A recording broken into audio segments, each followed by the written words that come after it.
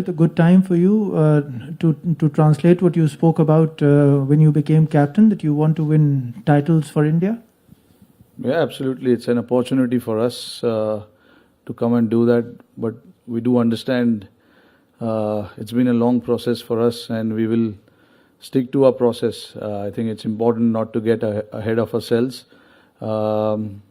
And we do understand as well that we have to play good cricket to win that game, which I think we've done in this tournament. We just need to stick to it. I know we're a long way away from it, but I think it's important to just understand that it's a contest between bat and ball, which we have to come on top with. And and stick to and trust what you've been doing so far. Rohit, this side. A lot is made out of your record, Virat Kohli's record, KL Rahul's record in knockout matches. Do you actually believe in the fact that this is actually a statement on the quality of a player, that they are not doing well in the so-called big matches? Is it actually a different game than any other game for you as a player? And do you think of yourself as any lesser as a player if you don't have a great record in a knockout match which comes once in a year or so? I think knockout games are important. We do understand that it's a simple logic to it. Knockouts game, because you get to play only once and there's only one opportunity to do well in that knockout game. But for us, I think, what not just for me, but for the players, what they've done in their entire career doesn't define them by just one knockout game. The entire year you work so hard to get where you want to and to do well in whichever format you play. So that one particular game is not going to decide that. I think it's important. We do understand the importance of knockout, but at the same time, it's also important to realize and understand what sort of effort you've put in the entire year to come to that stage. For us as players, as a team, I think we can pride ourselves to be here at this point in time, because we saw two of the quality teams which were knocked out, and anything can happen in this format. So for us, I think to be here at this point in time, I think we can take a lot of credit and pride ourselves in where we've come. But again, it's just a phase. It's just one phase of the tournament. We know there are two crucial phases of it. We do understand when you play this kind of tournament, you have to break it into parts, and we've done one part of it really well. There are two more parts to go, but tomorrow is going to be a one part of it where we have to play well to get the result. But specifically to talk about that, I think it's important to understand that knockout games are important, and you do well, it gives you that immense confidence. But we do not forget, what has happened in the past, what the players have done in the past, all the performances that they've put in for the team over the year. That one game cannot be dictating that. I think there's a lot of effort that goes into putting ourselves and playing for the country and getting those efforts, getting those runs, getting those wickets. So I really don't believe that one bad game in the knockout can truly define what kind of player you are. Rohit.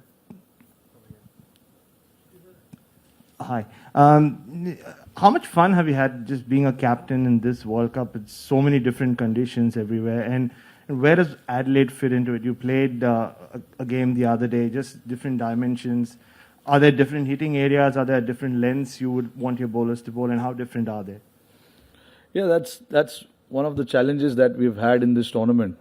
Usually, when you play, for example, last year in Dubai, the dimension of the ground didn't change too much. We know there was one side bigger, but other than that, not too many things changed.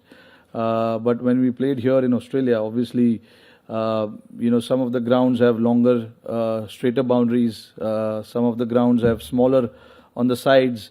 So you got to adjust to it as quickly as possible. And guys who have not been here before, for them it's a huge challenge, to adjust to that length and the shot making as well. So I think we adapted to that pretty nicely. We were put under pressure in some of the games, but I thought we responded to that pressure.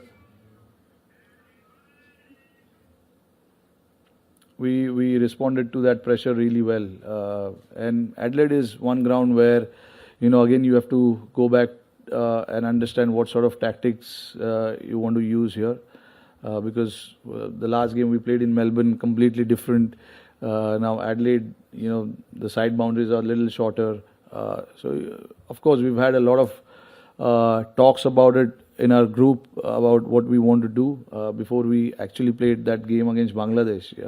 Because since then we've been playing on the grounds which had longer straight boundaries. So, side boundaries.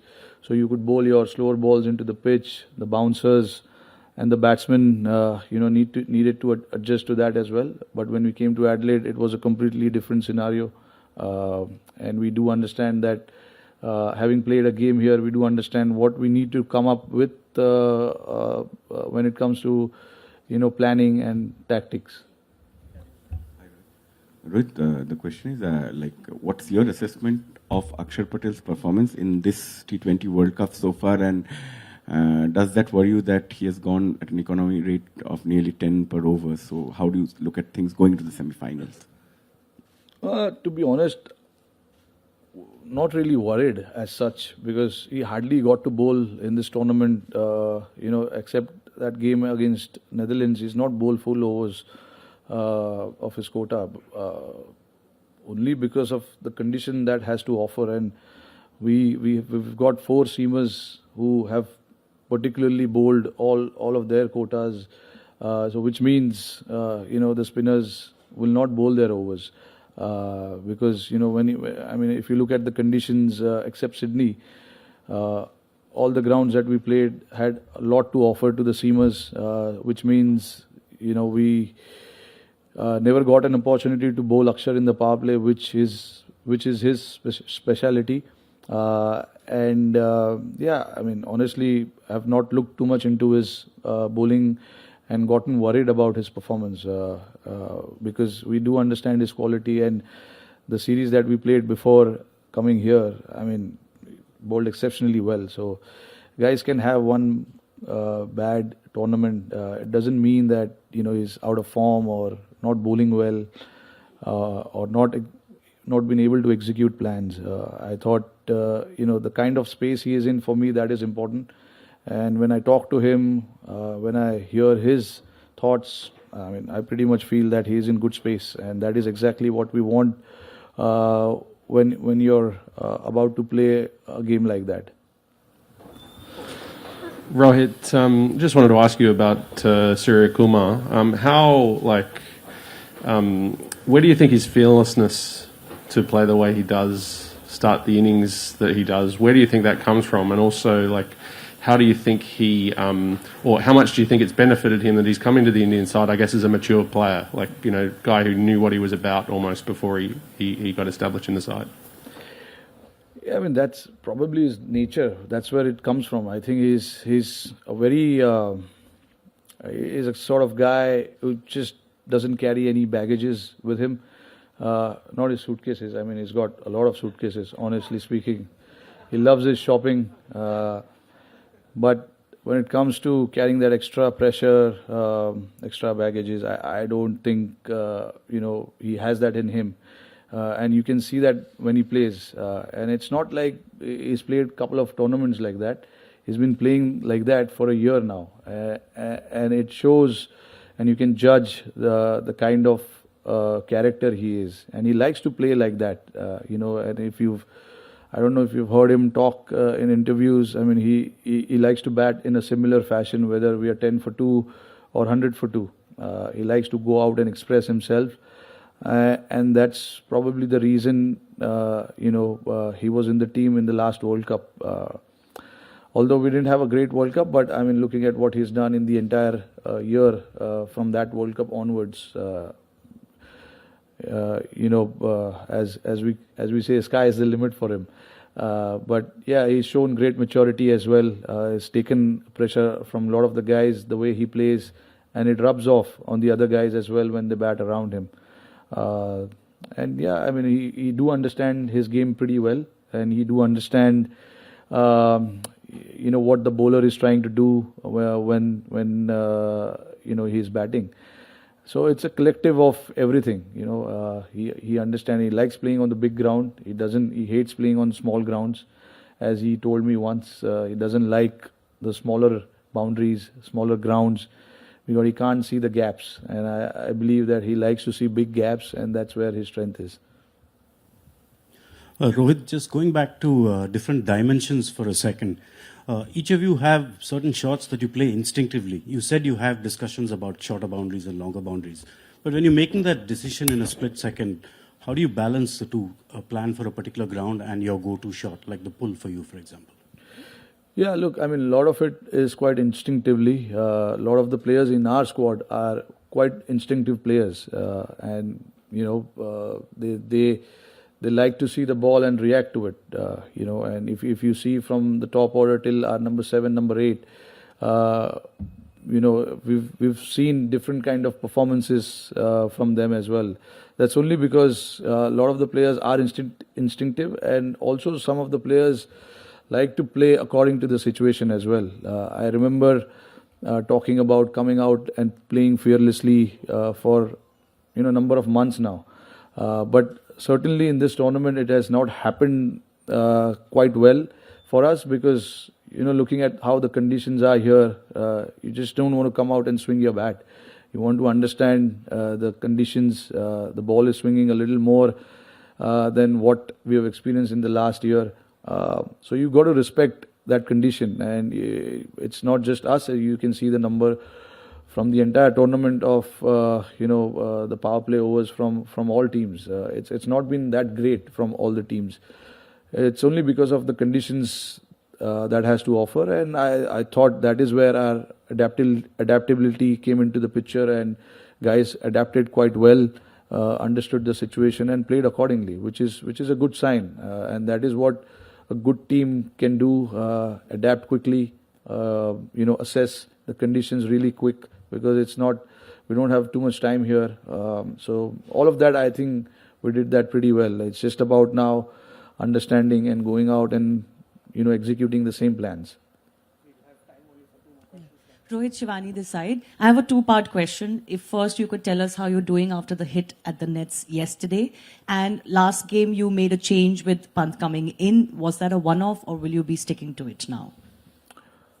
The first part is obviously, I was hit yesterday, yes, but it seems to be fine now. There was a little bruising, but it's absolutely fine now. Between Pant and DKC, I said it before the last game as well. Rishabh was the only guy who didn't get to play on this tour at all, except the 2 games that we played in Perth. That was our unofficial practice game. But since then, he hasn't had a hit, and he was the only guy who was missing some game time. So we wanted to give him some time and have some options as well, whether if we want to make changes in the semis or the finals, we should be able to do that. And it'll be unfair to just bring the guy from nowhere and make him play the game. So that was the thought. But again, at the same time, we've told the guys right from the beginning that everyone needs to be ready for whichever game that they have to play, whether it's semis, final, league games. They got to be ready for it. But yeah, it was a little tactical as well, considering we were not knowing which team we will be playing in the semis before that Zimbabwe game. So we wanted to just give a left-hander an opportunity to counter some of the spinners who bowl in the middle for New Zealand and England. That was the thought, and we thought Rishabh was the guy for us to go and give him some time as well. But again, what is going to happen tomorrow, I think I won't be able to tell you right now, but both of the keepers will be in play for sure. Rohit, you beat India, you beat England in the summer in that series. How relevant will that be tomorrow? Yeah, I mean, certainly going into the game, it'll give us some confidence because beating a team like England in England, obviously it's a big challenge, and we overcame that challenge pretty well. But again, like we do understand the dynamics of this T20 cricket. You just have to be good on that particular day, otherwise it's not good enough. But certainly the guys will have some confidence going into tomorrow's game. Also, to say a lot of the guys who played in that series are not part of this team. And a lot of the guys who are here now didn't play that game against us in that series as well. So for us, in the back of our mind, yes, we can have that confidence knowing that we did pretty well against them. But tomorrow's game is going to be a fresh game. We just have to be good on that day in terms of our skills. We just need to be better than them to come out on top. All those records of the past, I don't think it's going to matter too much. It's just that you can carry that confidence with you. But again, we just need to start fresh and think about tomorrow. With fresh mind. We can't go into the game thinking that we've beaten this guy, beaten this team, and it can happen again just like that. We do understand we need to play well to win the game because these guys are quite dangerous. They played some really good cricket in the tournament as well, which is why they're here. So we got to be at our best to win the game.